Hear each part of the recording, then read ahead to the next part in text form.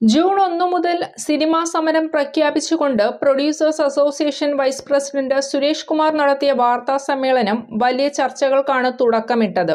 വിവിധ സിനിമാ സംഘടനകൾ ചേർന്നെടുത്ത തീരുമാനമാണെന്ന് പറഞ്ഞുകൊണ്ടായിരുന്നു സുരേഷ് കുമാർ സിനിമാ സമരമടക്കമുള്ള കാര്യങ്ങൾ വ്യക്തമാക്കിയത്.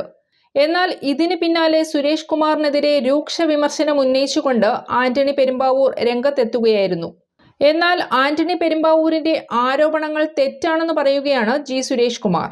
ആന്റണി പെരുമ്പാവൂരിന് വ്യക്തിപരമായ താല്പര്യങ്ങളൊന്നുമില്ലെന്നും കഴിഞ്ഞ ദിവസം ഫേസ്ബുക്ക് കുറിപ്പിലൂടെ പറഞ്ഞ ആരോപണങ്ങൾ ആരോ പറയിപ്പിക്കുന്നതാണെന്നും സുരേഷ് കുമാർ പറഞ്ഞു.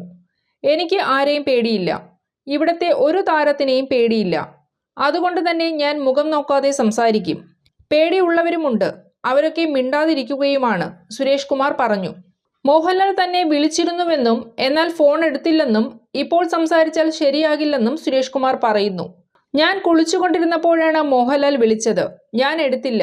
ഇപ്പോൾ ഞാൻ സംസാരിച്ചാൽ അവനുമായി മോശമായ സംസാരമാകും. എനിക്ക് അവനുമായി പ്രശ്നമില്ല, സൗഹൃദക്കുറവില്ല. ആരെങ്കിലും സ്ക്രൂ കയറ്റിയാൽ ലാൽ ചൂടാകും.